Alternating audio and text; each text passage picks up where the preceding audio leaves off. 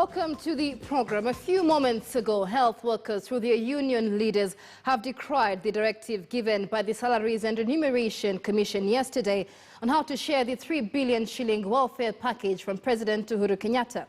The health workers say SRC has been discriminative, as they say there is no logic as to how they arrived at different packages for different cadres of health workers, saying the allowances favoured medical doctors and ignored other health workers.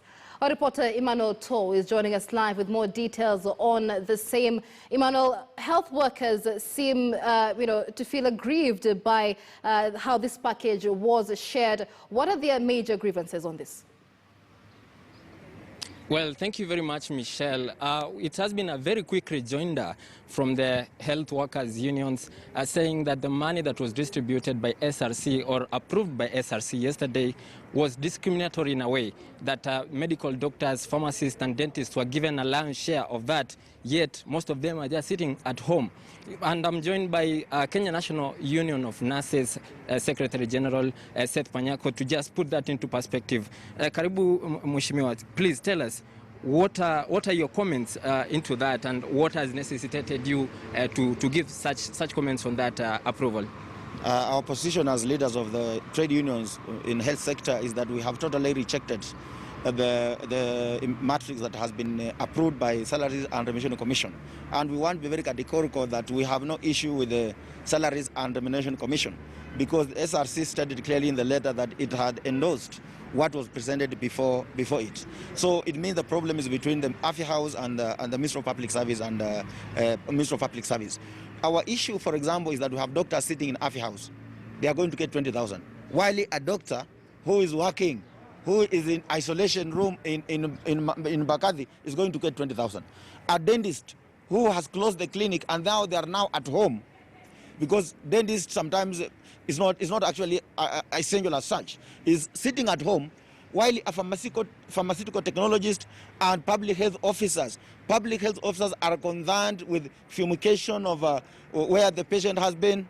They go to the morgue, they pick the bodies, they go and bury those bodies. They are actually exposed to a lot of risk. They are going to get 10,000. Why is somebody sitting in an AFI house in the name of a medical doctor is getting 20,000 shillings? We cannot accept that. We have other health workers who have been already left out, like health administrators. What is the rationale behind that? The president was very categorical. He said frontline health workers. Is a health worker sitting in an AFI house frontline in relationship to COVID-19? The answer is no. Because once you key in that money, it will go to all doctors, whether you are at home as a dentist or whether you are home as a pharmacy in the name of doctor. You know, pharmacy have got two categories. We have those who call themselves doctors, who have degree and above, and we have the technologists who have diploma. The ones with a diploma is being told you'll get 10,000, while the one with the degree sitting in AFI house will get 20,000. Is there a different strength when you dispense a medicine as a doctor with a degree and a pharmacist with a diploma? I think dispensing is dispensing. And the level of accountability is the same. Because if you give a wrong drug as a diploma person, the licensing board for you will come for you. It will not say, now, look here, you have a diploma, your level of accountability is low. No, if you give a drug that will kill a patient, they'll come for you. A person with a degree, akiwa mgonjwa, they'll come for, the punishment is the same. So we have rejected this offer totally because it is myopic, it is not addressing the directive of the president. I want to say, when you compare what AFI House has done and what Honorable Governor from Machakos, Dr. Alfred Mutua, had done, you will see leadership in Machakos. Dr. Mutua had distributed this money with the level of the criteria he used was the high risk, your level of risk. For example, he said those who are working in isolation will get 25,000 shillings. Other nurses and medical doctors and others who are dealing with these cases, but they are not in isolation, will get 20,000. The others 15. Then the least were to get 10,000. And he had proper rationale for that. It is very clear that Alfred Mutua knew that he has a medical doctor, maybe is a chief officer, who is not working. He should get 20.